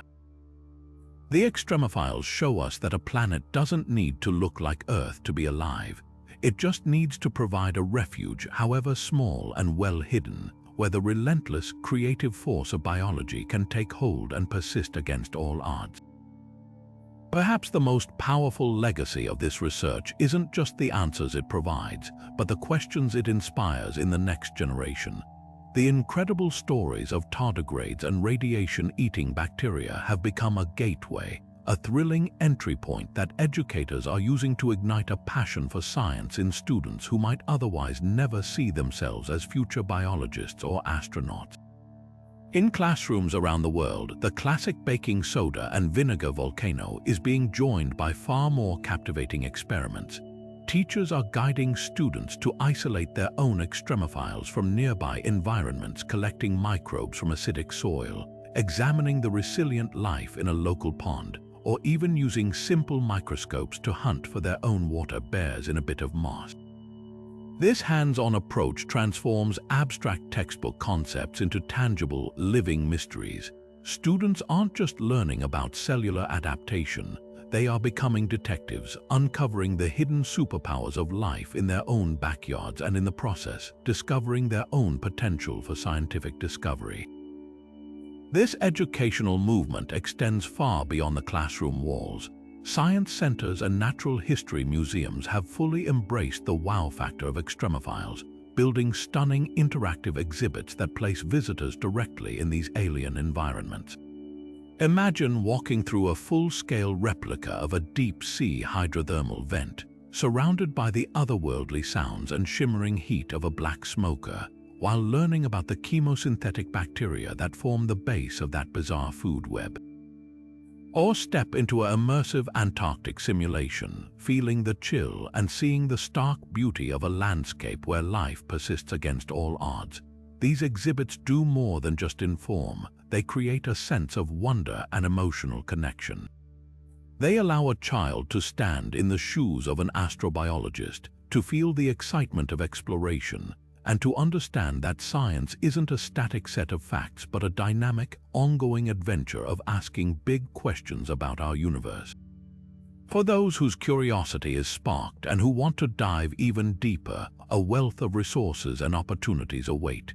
Major space agencies like NASA and the ESA offer extensive free online libraries with lesson plans, detailed articles, and stunning imagery specifically designed for students and educators.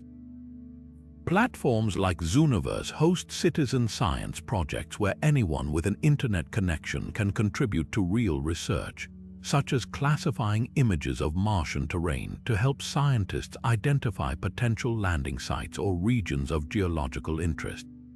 Universities often run summer programs and workshops focused on astrobiology, giving high school students a chance to work with real researchers and instrumentation.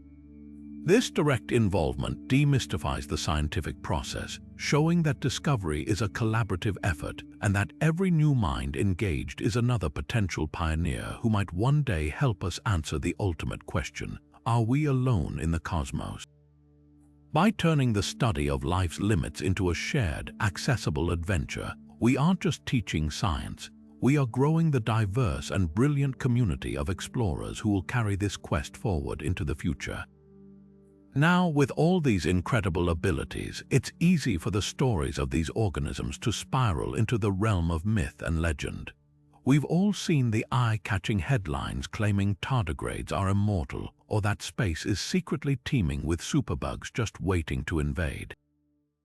It's time to step back and separate the sensational science fiction from the truly astonishing science fact, because understanding the real limits of these creatures is just as important as celebrating their strength.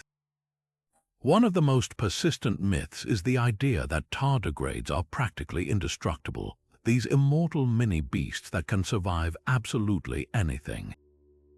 This simply isn't true. Their incredible resilience has a very specific context. It only applies when they are in their dormant ton state. An active, happily crawling tardigrade is just as vulnerable as any other microanimal.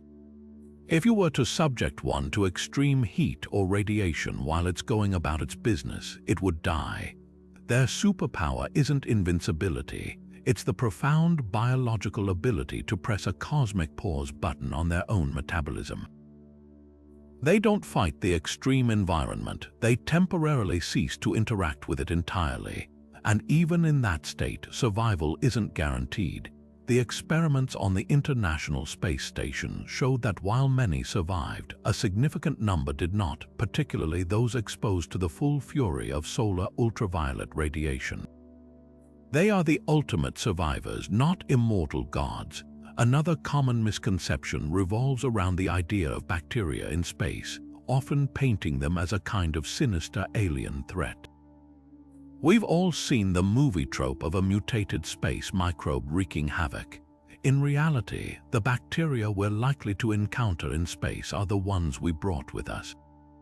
The concern isn't that they will become super-powered monsters, it's that they might behave differently in microgravity.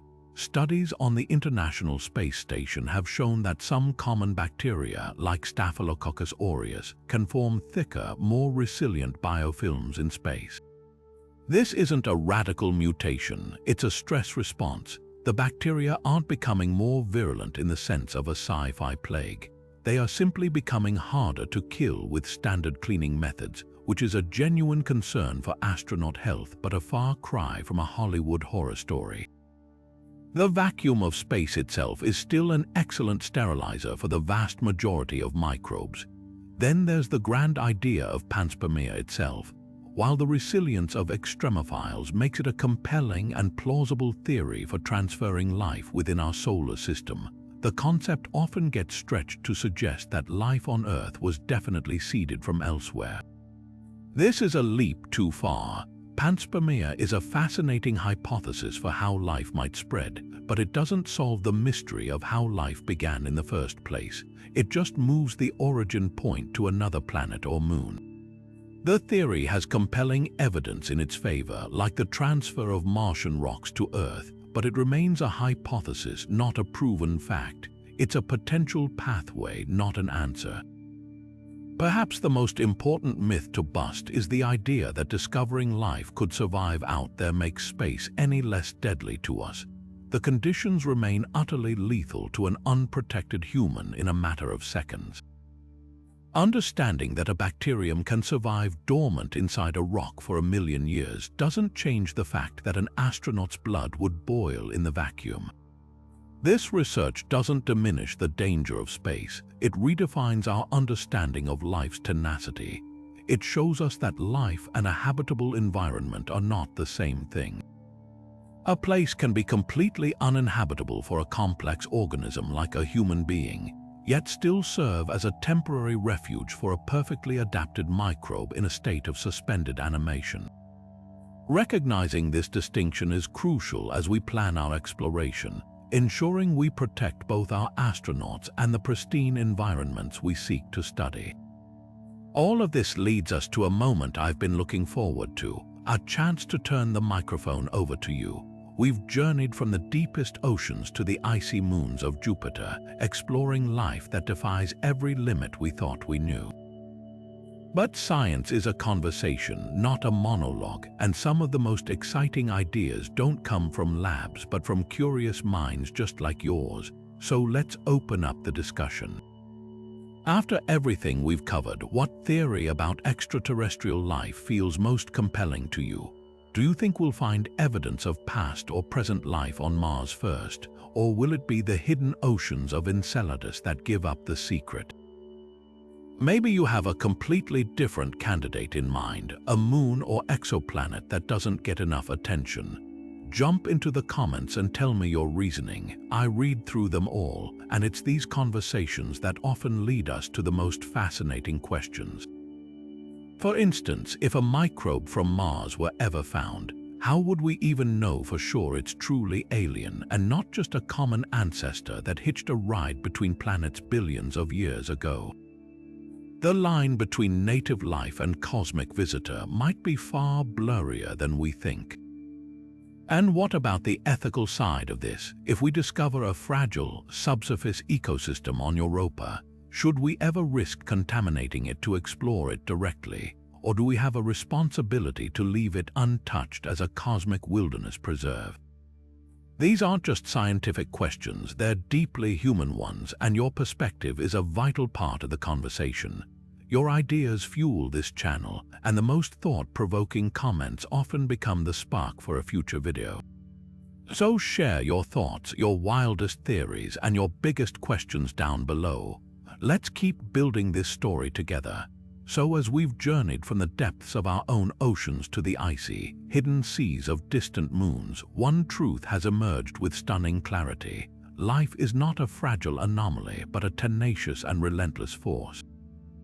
The extremophiles of Earth have rewritten the rules of biology, proving that where there's energy, where there's liquid water, and where there's even the slightest refuge from the void, life can find a way. We've seen tardigrades endure the absolute vacuum of space, watched bacteria mend their shattered DNA as if by magic, and discovered lichens that simply wake up and get back to work after 18 months bathed in solar radiation. These aren't just curiosities, they are powerful clues pointing toward a universe that might be teeming with life in forms and places we are only beginning to imagine. This incredible adaptability shatters our old, Earth-centric view of habitability. A habitable world no longer needs to be a gentle twin of our own, orbiting placidly in a sunlit zone. It could be a frozen moon, warmed from within by the gravitational tug of a giant planet, its life hidden safely beneath miles of ice. It could be the subsurface aquifer of a dusty, radiation-scoured planet, or even the tenuous atmosphere of a distant gas giant. The possibilities have expanded exponentially because life itself has shown us that its toolbox is infinitely more creative than we ever dared to dream. The question is no longer if life exists beyond Earth, but what breathtaking forms it has taken and how widely it has spread across the cosmic canvas. This pursuit is more than just a scientific endeavor. It's a fundamental part of what it means to be human, to look up at the stars and wonder if we are alone, to seek out new worlds and new understandings. Every mission we launch, every experiment we conduct outside the International Space Station, every new exoplanet atmosphere analyzed by the James Webb Space Telescope is a step toward answering one of our species' oldest and most profound questions. And this search invites all of us to be participants, to nurture that innate sense of curiosity and wonder.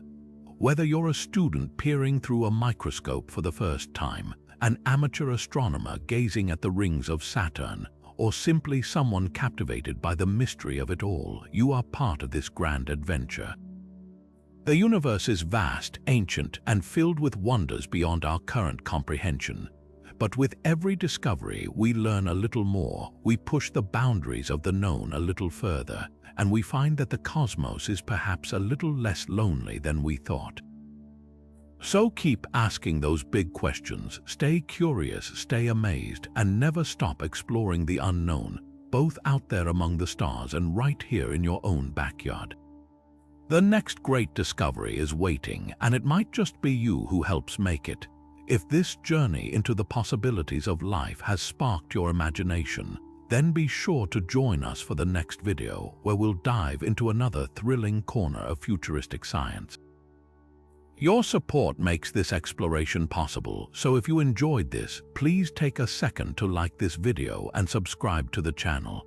And most importantly, let's keep this conversation going. Tell us in the comments below which extreme world you think is most likely to harbor life and why. We read every single one and we can't wait to see what you think. Thanks for watching.